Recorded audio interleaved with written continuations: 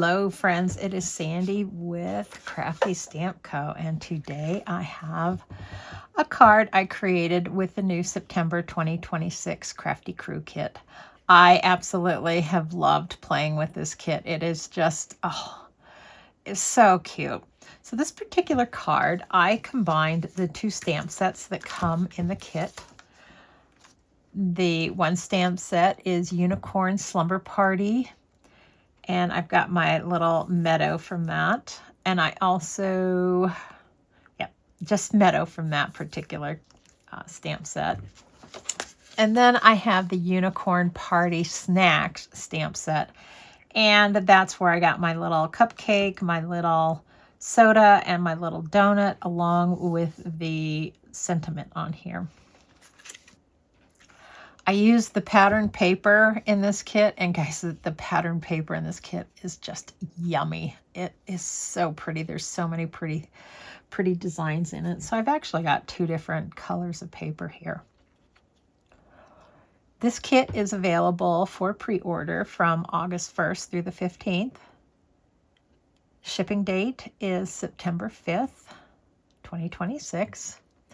The cost for a non-subscriber is $48.02, which is actually a 15% discount off of retail prices. Bi-monthly subscribers, that kit is $42.36. And with that kit, you also get, where did I put them? Oh. You'll also get this little embellishment pack. It's the self-adhesive dewdrops. And I think there's 162 in there. Yeah, so you get that in addition to the kit. That kit price reflects a 25% discount off of retail prices. You'll also get a 10% discount code for non-subscription orders. I think she's just adorable.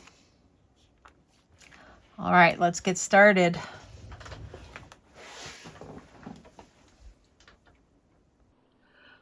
Start working on the background for this card. I have 3 circles that are cut out. They're about 1.5 inches, and then I have a couple of rectangles cut out, and they are about 1.75 inches by 3 inches.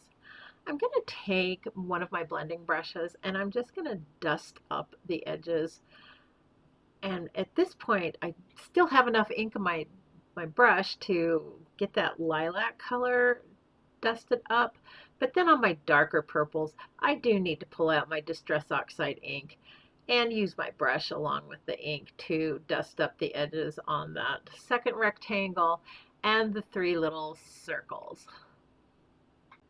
All right, this is a very busy background piece of paper.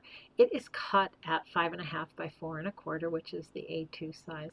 I want to soften up that left-hand side so that I have a space to put my little circles on. I've got this cut at approximately 1.5 inches by the 5.5 inches.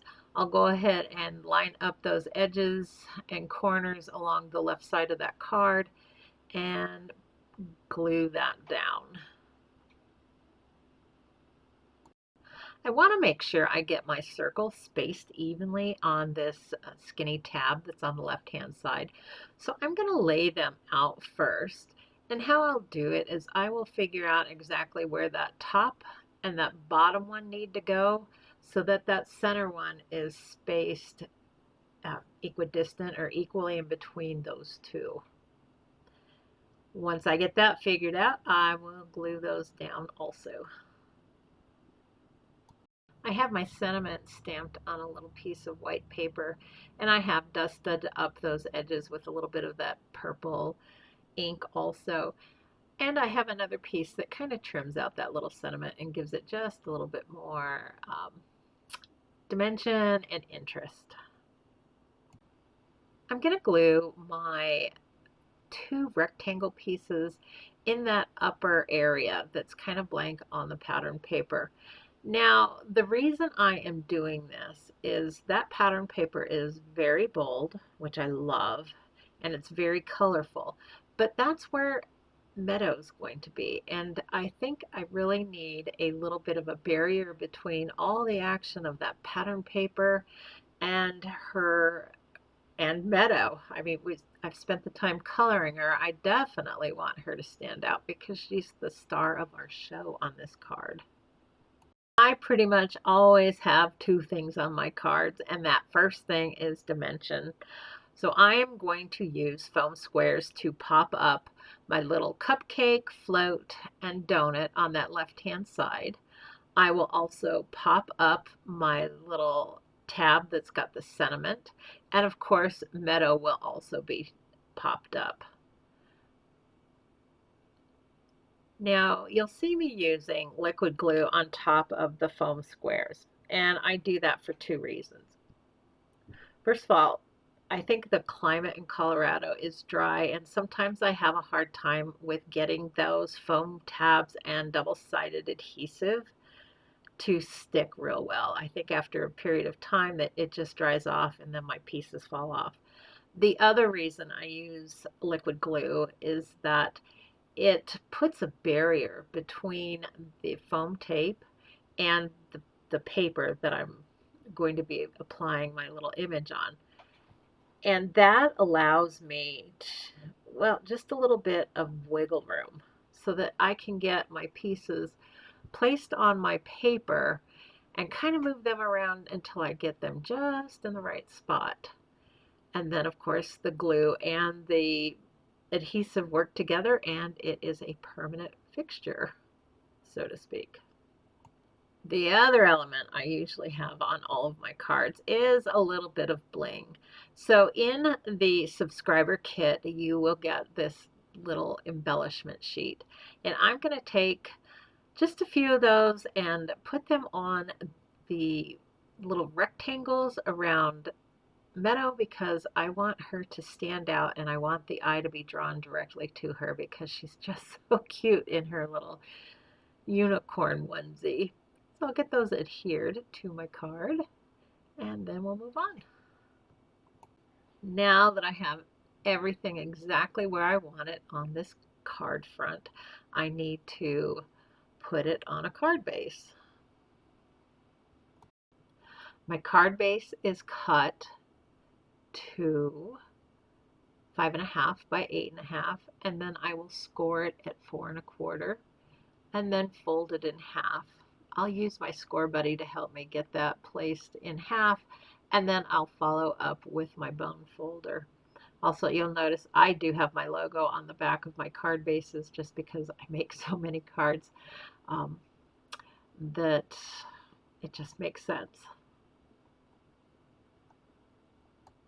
I'm using liquid glue again because of the dry humidity or the lack of humidity in Colorado to adhere this card front to my card base. Also, I always add another piece of cardstock to the inside of my card. And that is because I always feel like the front or the cover of that card has got a lot going on. It's got a lot of layers of paper. And when you open up a card and you don't have anything extra in there, that back piece feels really, really flimsy to me. So I take another piece of cardstock and I cut it to 5 1/4 by 4 inches, and I just glue that on the inside, and that just beefs up that part of the card a little bit. Now, if this card were going to have a sentiment on it, I would have stamped the sentiment on this piece of card before I glued it to the inside of the card. And that completes my card. I have been working with the Crafty Crew kits for just about a year now, and I think this one just might be my favorite one. I just think it is so cute. Make sure if you're going to order this kit that you do it between August 1st and August 15th. It will not be available after that date. It is scheduled to ship on the 5th of September. Go ahead and give me a thumbs up if you enjoyed this video. Please subscribe to my channel. You can also follow me on Instagram at Sandy Cogdill or on my blog, sandycogdilldesigns.com. Until next time, bye-bye.